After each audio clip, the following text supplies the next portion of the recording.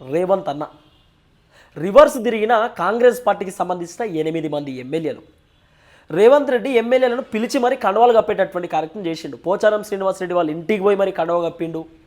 కాంగ్రెస్ పార్టీలోకి రండి అని చెప్పి బీఆర్ఎస్ పార్టీ ఎమ్మెల్యేను ఫోన్లు చేసి మరి రమ్మని చెప్పిండట.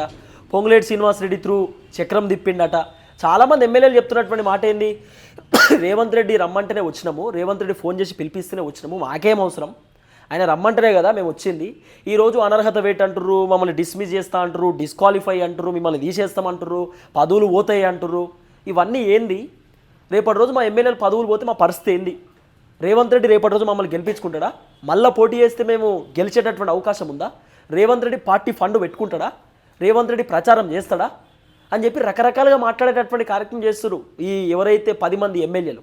ఈ 10 మంది ఎమ్మెల్యేలలో 8 మంది ఎమ్మెల్యేలు ఇప్పుడు పెద్ద బ్లాస్టింగ్ చేశారు.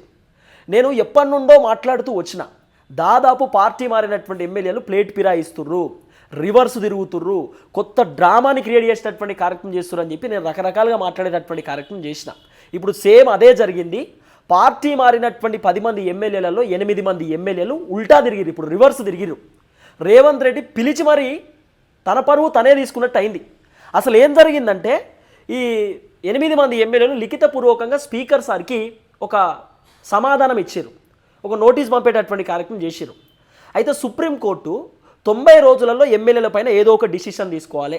ఈ ఎమ్మెల్యేలు పార్టీలు మారిరా మారలేదా, వీళ్ళు కాంగ్రెస్లో ఉన్నారా బీఆర్ఎస్లో ఉన్నారా అనేది ఏదో ఒకటి నిర్ణయం చేయాలి. 90 రోజులలో డిసిషన్ తీసుకుని నిజంగా పార్టీ మారినట్టు ఉంటే వీళ్ళని సస్పెండ్ చేయండి అని చెప్పి సుప్రీంకోర్టు స్పీకర్ సార్కి ఆదేశాలు జారీ చేసినారు. స్పీకర్ సార్ ఏం చేసిండు, ఈ 10 మంది ఎమ్మెల్యేలకు నోటీసులు పంపిండు. మీరు పార్టీలు మారిరా లేదా, మీరు బీఆర్ఎస్లో ఉన్నారా కాంగ్రెస్లో ఉన్నారా, ఏం జరుగుతుందో చెప్పండి అని చెప్పి స్పీకర్ సార్ నోటీసులు పంపిస్తే, స్పీకర్ సార్ పంపించినటువంటి నోటీసులకు బుద్ధి లేకుండా ఎమ్మెల్యేలు ఏమని సమాధానం ఇచ్చారు తెలుసా? ఒకసారి నేను చదువుతా వినండి. చాలా భయంకరమైనటువంటి అంశం ఇది. నాకు గత కొద్ది రోజుల నుండి ఆరోగ్యం బాగాలేదు, అందుకే వీడియోలోకి దూరం అవుతా ఉన్నా, కానీ చాలా ఇంపార్టెంట్ టాపిక్ ఇది కాబట్టి ఈ వీడియో చేస్తున్నా. సీఎం స్థాయి వ్యక్తి కండువా కప్పుతున్నప్పుడు తిరస్కరించడం సంస్కారం కాదనే భావనతో కండువా వేసుకున్నాం. అర్థమైందా? ఈ ఎమ్మెల్యేలు ఏమని రాసిరట అంటే, ముఖ్యమంత్రి రేవంత్ రెడ్డి దగ్గరికి మేము పోయిన మాట వాస్తవము, కానీ పార్టీలు మారడానికి పోలే, కాంగ్రెస్లో చేరడానికి పోలేదు, ఏదో మా నియోజకవర్గ అభివృద్ధి కోసం మా నియోజకవర్గాలకు 100 కోట్లు 50 కోట్లు 200 కోట్లు శాంక్షన్ చేస్తే ఏమైనా అభివృద్ధి చేద్దాం, మా నియోజకవర్గం వైపు మీ చల్లని చూపులు ఉండాలని చెప్పి చెప్పనీకి పోయినాం. చెప్పనీకి మాత్రమే, మాట్లాడానికి మాత్రమే పోయినాం. రేవంత్ రెడ్డిని కలిసినప్పుడు రేవంత్ రెడ్డి మేము ప్రతిపక్ష పార్టీ లీడర్లం కాబట్టి, ఆయన కంటే వయసులో 1-2 సంవత్సరాలు పెద్ద కాబట్టి మమ్మల్ని గౌరవించి మర్యాద ఇచ్చి మాకు కండవాలు కప్పిండు. అవి కూడా పార్టీ కండవాలు కావు, పెద్ద మనుషులు కప్పుకునేటటువంటి కండవాలు, అవి దేవుని కండవాలు అనేటటువంటి తరహాలో పార్టీ మారినటువంటి ఎమ్మెల్యేలు చెప్తున్నారు. అంటే పార్టీ కండవాలు కాదట, ఉత్తగానే పెద్ద మనుషులు లెక్క పోయిరట కలవనికి, అప్పుడు కండవ కప్పినట్టు. ఇక ఏం చెప్తున్నారంటే, మేము పార్టీ మారలేదు, బీఆర్ఎస్ పార్టీలోనే కొనసాగుతున్నాము. ఈ పార్టీ మారినటువంటి ఎమ్మెల్యేలు చెప్తున్నటువంటి డైలాగు, పార్టీ మారలేదు బీఆర్ఎస్లోనే కొనసాగుతున్నాం, బీఆర్ఎస్లో ఉన్నామని చెప్పి వీళ్ళు చెప్తున్నటువంటి మాట. 3 నెలల్లోగా నిర్ణయం తీసుకోవాలని స్పీకర్కు సర్వోన్నత న్యాయస్థానం సూచన నేపథ్యంలో వీరి నుంచి వివరణ కోరుతూ నోటీసులు జారీ చేసిన స్పీకర్.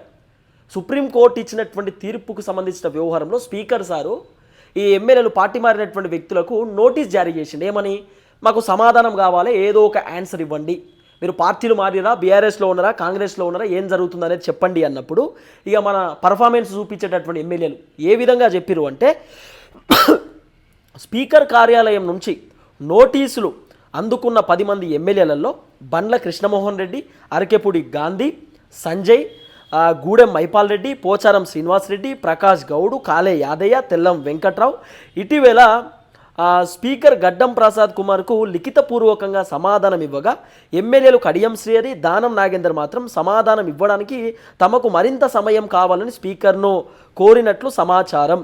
స్పీకర్ సార్కు మాకు ఇంకా ఆన్సర్ ఇవ్వడానికి టైం పడుతుందని చెప్పి కడియం శ్రీహరి అట్లనే దానం నాగేందర్ చెప్పినారట. మిగతా 8 మంది ఎమ్మెల్యేలు సేమ్ స్క్రిప్టు, ఒకటే పేపర్లో పేరు మార్చి స్క్రిప్ట్ సేమ్ రాసి స్పీకర్ సార్కు పంపించారు. పార్టీ మారినటువంటి 8 మంది ఎమ్మెల్యేలు చెప్పినా కదా, 8 మంది ఎమ్మెల్యేల పేర్లు అద్భుతమైనటువంటి పేర్లు. ఎవరు? బండ్ల కృష్ణమోహన్ రెడ్డి. బండ్ల కృష్ణమోహన్ రెడ్డి అయితే మీ దగ్గర ఏమైనా ప్రూఫ్స్ ఉంటే బయట పెట్టండి, నేను బీఆర్ఎస్లోనే ఉన్నా అని చెప్పి వెనక బీఆర్ఎస్ పార్టీకి సంబంధించినటువంటి ఫ్లెక్సీలు వేసుకొని ఆ ఫ్లెక్సీల ముందు టీవీ9 ఛానల్కి, శాటిలైట్ ఛానళ్లకు, మీడియా ఛానళ్ళకి ఇంటర్వ్యూలు ఇచ్చేటటువంటి కార్యక్రమం కూడా చేస్తున్నాడు. గతంలోనే 1 మంత్ బ్యాక్ బండ్ల కృష్ణమోహన్ రెడ్డి ఏం చేసింది తెలుసా? నా ఫోటోలు మీరు సోషల్ మీడియాలో వాడుకుంటారు, కాంగ్రెస్ పార్టీ బ్యానర్ లేపిస్తారు ఏపీ వద్దు నేను బీఆర్ఎస్లో ఉన్నా అని చెప్పి పోలీస్ స్టేషన్లో కేసు కూడా పెట్టాడు కాంగ్రెస్ పార్టీ కార్యకర్తల మీద. నేను ఏమంటున్నా అంటే బండ్ల కృష్ణమోహన్ రెడ్డి నిజంగా బీఆర్ఎస్లో ఉన్నప్పుడు 6 నెలలు 7 నెలల క్రితంకే ఆల్రెడీ ఈ ఎమ్మెల్యేల పైన అనర్హత వేటు పడుతుంది అని చెప్పి ఎప్పటి నుండో చర్చ నడుస్తున్నప్పుడు మరి ఒక 2-3 నెలల ముందే బండ్ల కృష్ణమోహన్ రెడ్డి నేను బీఆర్ఎస్లోనే ఉన్నా అని చెప్పి ఎందుకు చెప్పలే? ఈ రోజు ఎందుకు చెప్తున్నాడు? ఇది పెద్ద క్వశ్చన్ మార్క్. తర్వాత బండ్ల కృష్ణమోహన్ రెడ్డితో పాటు అరకెపూడి గాంధీ, ఆయన పాడి కౌశిక్ రెడ్డి తోటి పంచాయతీ, తర్వాత సంజయ్ కుమార్, ఆయన ఓపెన్గా సంజయ్ కుమార్ కాంగ్రెస్ పార్టీ కండవాలుగా పోని తిరుగుతున్నాడు కదా, రేవంత్ రెడ్డి నాయకత్వం అద్భుతం, రేవంత్ రెడ్డి ఎంత పెద్ద నాయకుడే, అసలు ఎవరు లేరు అని చెప్పి మాట్లాడుతున్నాడు కదా సంజయ్ కుమార్, జగిత్యాలకు సంబంధించినటువంటి ఎమ్మెల్యే. మళ్ళీ బుద్ధి లేకుండా నేను బీఆర్ఎస్లో ఉన్నా అని చెప్పి ఎట్లా చెప్తున్నాడు? తర్వాత గూడెం మైపాల్ రెడ్డి అయితే డైరెక్ట్ కాంగ్రెస్ పార్టీని తిడుతుండు, ఒక పచ్చి బూతు తిట్టిండు కాంగ్రెస్ పార్టీని గతంలో.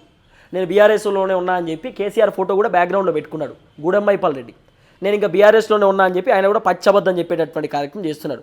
పోచారం శ్రీనివాసరెడ్డి అయితే కాంగ్రెస్ పార్టీకి సలహాదారుడుగా ఉన్నాడు వ్యవసాయ శాఖకు సంబంధించిన అంశం. ఈ అంశంకి పోచారం శ్రీనివాసరెడ్డి సభలకు అటెండ్ అవుతున్నాడు, మీటింగ్లకు అటెండ్ అవుతున్నాడు, అన్నిటికీ పోతున్నాడు.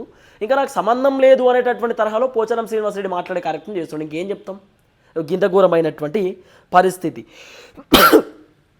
సారీ.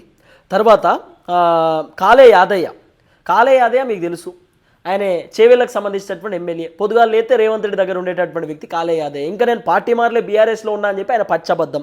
తర్వాత ప్రకాష్ గౌడ్ V6 పేపర్లో మేము మల్లన సాగర్ నుండి ఇక్కడ హిమాయత్ సాగర్కి, ఉస్మాన్ సాగర్కి 20 టీఎంసీలు 40 టీఎంసీలు నీళ్లు పట్టుకొస్తామని చెప్పి రేవంత్ రెడ్డి హైదరాబాద్కు తాగునీరు అందిస్తామని చెప్పి మొన్న ఒకటి స్టార్ట్ చేసిన ప్రాజెక్టు. స్టార్ట్ చేస్తే వెలుగు పేపర్లో ఈ ప్రకాష్ గౌడ్ అనేటటువంటి వ్యక్తి యాడ్ వేయించాడు, ఎమ్మెల్యే ప్రకాష్ గౌడ్ ఆయన పేరు మీద. మరి ఇంకా నేను పార్టీలోనే మారలేదు, పార్టీలోనే లేను అని చెప్పి పచ్చబద్ధం చెప్పుడు ఎందుకు? మీటింగ్లలో కూడా ఉన్నాడు రేవంత్ రెడ్డి, మీటింగ్లలో కూడా ఈ ప్రకాష్ గౌడ్ అనేటటువంటి ఎమ్మెల్యే మళ్ళీ మారలేదని చెప్పడం ఎందుకు? తర్వాత తెల్లం వెంకట్రావు అయితే ఫస్ట్ కాంగ్రెస్ పార్టీలో పోయినటువంటి వ్యక్తి ఈయనే. ఇంకా నేను పార్టీ మారలేదని చెప్పి పచ్చబద్ధం చెప్పేటటువంటి కార్యక్రమం చేస్తున్నాడు.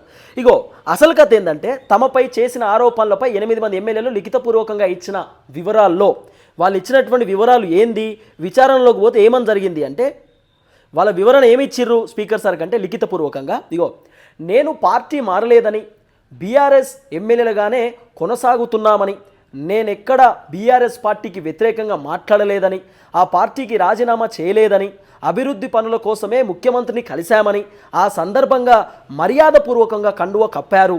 సీఎం స్థాయి వ్యక్తి కండువ కప్పుతున్నప్పుడు తిరస్కరించడం సంస్కారం కాదనే భావనతోనే ఒప్పుకున్నామని, మరియు అది కాంగ్రెస్ పార్టీ కండువ కాదంటూ దాదాపు ఇదే తీరును ఒకేలాగా వివరణ ఇచ్చిన 8 మంది పార్టీ ఫిరాయించినటువంటి ఎమ్మెల్యేలు.